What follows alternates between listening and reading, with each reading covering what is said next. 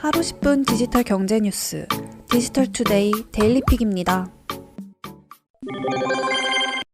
애플워치가 사용자의 건강 상태를 측정, 관리할 수 있는 건강관리 도구로 매우 유용하다는 연구 결과가 나왔습니다. 미국 스탠포드 대학의 연구 결과에 따르면 애플워치가 사용자의 신체적 이상 신호를 정확하게 판단할 수 있는 도구로 쓰일 수 있는 것으로 나타났습니다. 애플워치를 착용하고 6분간의 걷기 테스트만으로 사용자의 기능적 운동성과 운동 능력을 평가할 수 있는 자료를 제공한다는 것이 연구 결과입니다. 스탠포드 대학 연구팀은 심혈관계 질환을 앓고 있는 110명의 제양 군인회 환자를 대상으로 아이폰 7과 애플워치 시리즈 3를 제공해 걷기 테스트를 실시했습니다. 그 결과 테스트 획득 점수가 높을수록 건강한 심장과 호흡기, 순환기, 심경근계 기능이 건강하다는 사실을 확인했습니다. 스탠포드 대학 연구팀은 이번 테스트 결과는 애플워치가 개인의 건강 상태를 모니터링하는데 매우 효과적인 도구라는 사실을 증명한 것이라면서 의료 서비스의 혁신에 있어 웨어러블 기기를 더욱 폭넓게 적용할 필요성이 있다고 밝혔습니다.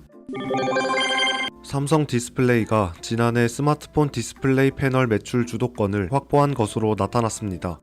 시장 조사기관 스트래티지 애널리틱스의 최근 보고서에 따르면 삼성 디스플레이는 2020년 글로벌 스마트폰 디스플레이 패널 시장에서 총 매출 430억 달러 약 48조 6천억 원을 기록한 것으로 파악됐습니다.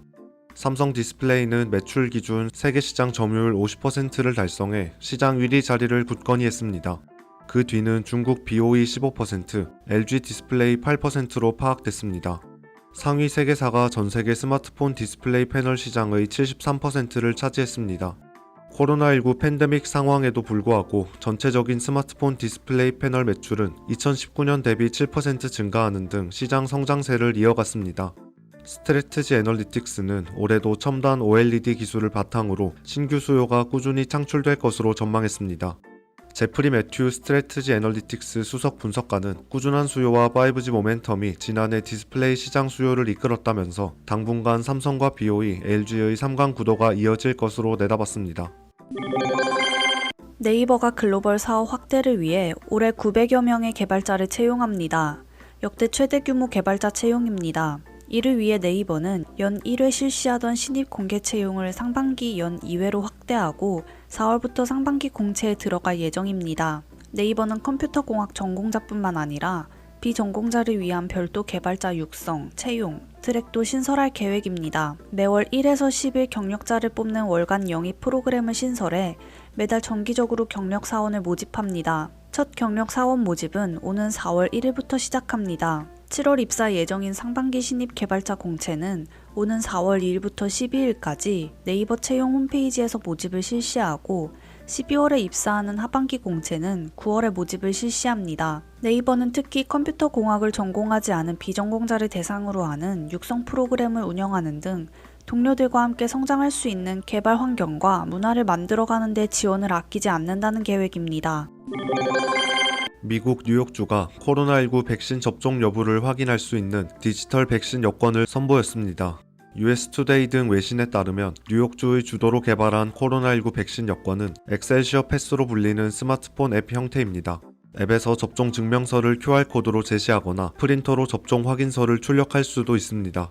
뉴욕주는 디지털 백신 여권을 대규모 행사나 단체 모임, 공연 등에 우선 적용합니다.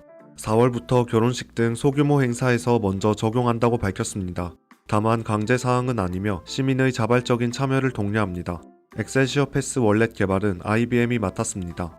블록체인 기반 분산 원장 기술이 적용됐으며 이를 통해 개인 의료 기록 등 건강 정보를 저장하거나 추적 우려 없이 안전하게 백신 여권 기능을 수행할 수 있다고 IBM 측은 설명했습니다. 중국과 이스라엘이 백신 여권을 시범 도입한 후 미국과 유럽연합, 일본도 디지털 백신 여권 도입을 준비하고 있습니다.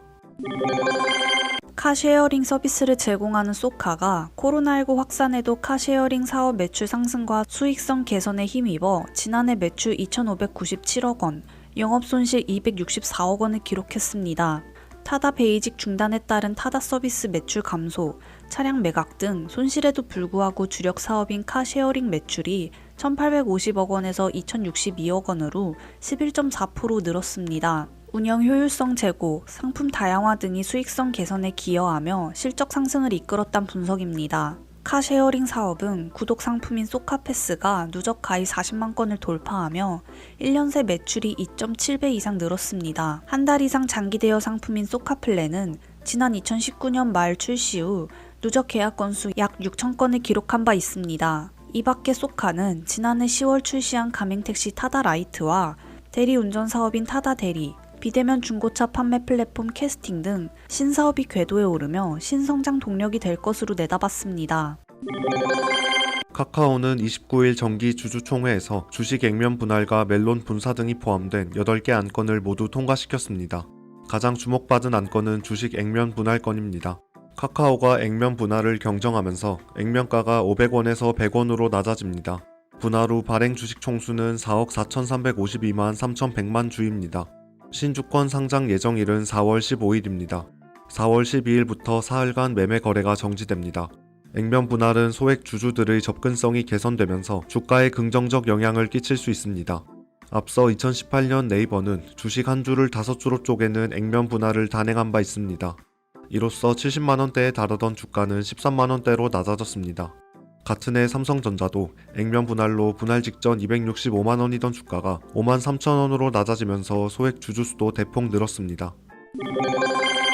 지난해 카카오페이, 네이버페이 등 간편결제 서비스의 하루 이용 금액이 크게 는 것으로 조사됐습니다. 한국은행에 따르면 지난해 간편결제 서비스 하루 평균 이용 건수는 1,455만 건, 이용액은 4,492억 원입니다. 1년 전보다 40% 이상 증가한 값입니다. 지난해 간편송금 서비스의 일평균 이용 건수는 326만 건, 이용액은 3,566억 원입니다. 1년 전보다 각각 31%와 52% 늘었습니다. 한은은 비대면 온라인 거래가 계속 확산하면서 간편결제 이용이 큰 폭으로 늘었다며 지급수단 중에서는 선불 기반 이용 증가세가 두드러졌다고 설명했습니다.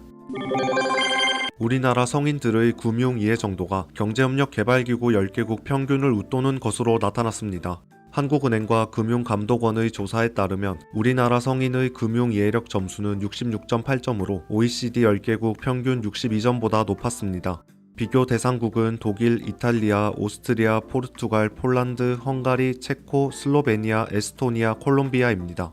금융 이해력 조사는 지난해 8월 10일부터 10월 30일까지 전국민 18세부터 79세 개인을 대상으로 진행됐습니다. 2018년 조사 결과와 비교해 2년 새 한국인의 금융 이해력 점수가 4.6점 높아졌습니다. 2018년 당시에는 OECD 평균에 밑돌았습니다. 한은 관계자는 주식 붐 등으로 금융 경제 관련 기사와 관련 관심이 늘어나고 학생들까지 손쉽게 금융 애플리케이션을 이용하는 점 등도 영향을 미친 것으로 추정된다고 설명했습니다. 하지만 절반 이상이 재무 목표를 두지 않았고 특히 청년층의 경우 저축보다 소비를 선호하는 것으로 나타나 체계적인 금융 교육의 필요성이 강조되고 있습니다. 행복한 하루 디지털투데이였습니다.